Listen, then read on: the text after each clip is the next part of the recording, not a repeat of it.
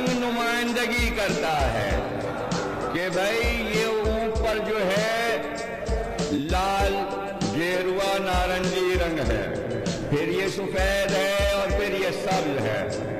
ये तीन कौमियतों को जाहिर करता है। इसमें अमन भी है, लाल और हरा भी है। लाल हुसैन का है, हरा हसन का है, सफेद अली का है, सफेद अली का है।